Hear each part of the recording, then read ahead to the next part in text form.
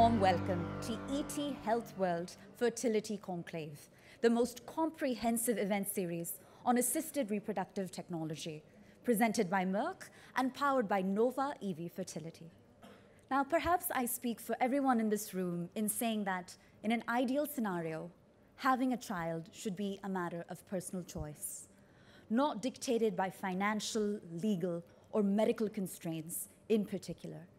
But in such scenarios, it is assisted reproductive technology that has come to the rescue of millions of childless couples and enabled them and empowered them to experience parenthood.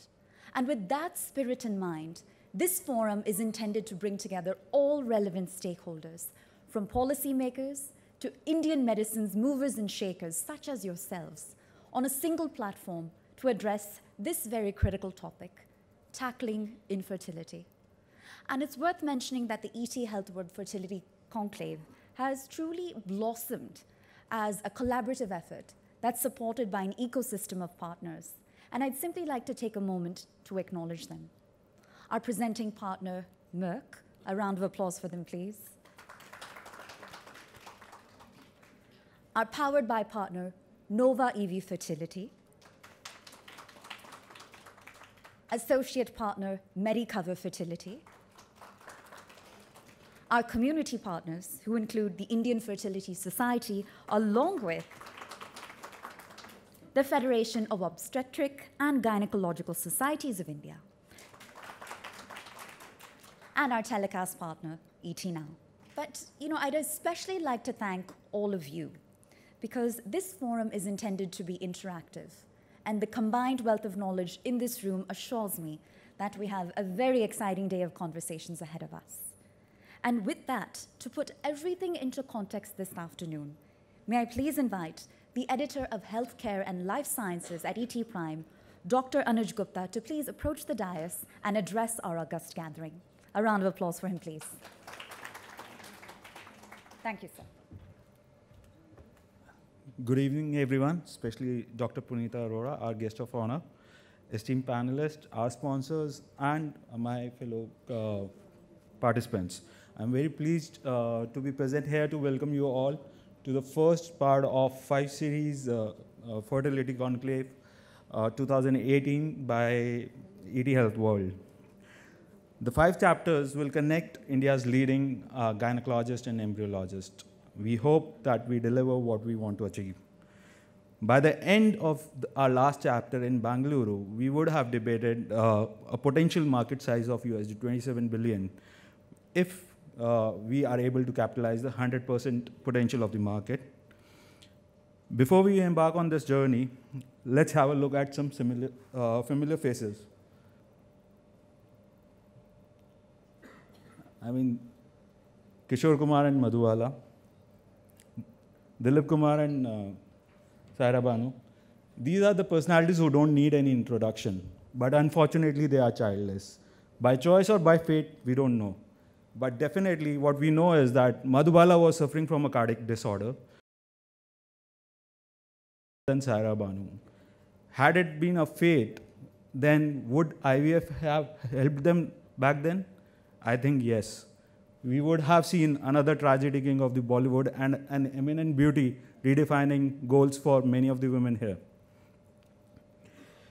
Moving forward. Having a child is probably the most beautiful thing that we can have in this world. The first child out of IVF was born on 25th July 1978. And since then, this technology has developed and made progress to leaps and bounds. It has reached millions. Yet, the gap between the IVF cycles and the babies delivered, the live births, has widened. Nearly 50 million couples globally seek IVF every year, which is pretty huge. In 30 years, the chances of taking a baby home after an IVF has increased substantially. In 85, it was close to 5%, and in 2015, it was close to 30% globally. However, I ask the esteemed fraternity that has gathered here, is it enough? Are we doing enough? Are we achieving enough? This is something we would like to debate when we go across 5 cities of India. So in India, IVF, or infertility rather, infertility is nothing less than an epidemic.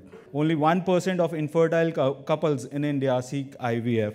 Our total population, 4.2% of our total population suffers from infertility, and yet only 0.5% of them have access to IVF treatments or medical interventions related. The total infertility rate of the country has been falling. The regulator is yet to take stock of it. The worst hit states of India are Haryana, UP, Bihar, West Bengal, Chhattisgarh, Andhra Pradesh, Goa, and Kerala. Assuming 24% of the total IVF population, or the childless couples who approach for an IVF treatment, around 24% of them are prescribed IVF or are suggested an IVF therapy. The potential of IVF cycles in India can reach up to 99.3 lakh cycles instead of 1 lakh cycles that we have right now. Provided we exploit or we use the full potential, we reach out to the very last man standing in the Indian subcontinent. So that is a huge market potential that we are talking about. But there are certain challenges. Economic, social, yes. Then availability of IVF clinics, specialists like you, and the concentration in metros, or the focus in metros. Together, we aim to debate all these challenges and find a comprehensive solution to increase access to IVF on the CVN. We would also like to debate if what it will take us to reach the 100% mark. If not 100%, how can we increase it to the substantial levels so that IVF is an alternative for childless couples of India, is an hope for couples aspiring to be parents and lead a normal life. With that, I'll leave you all with the panel discussions today, and hope you get the best out of it. Thank you.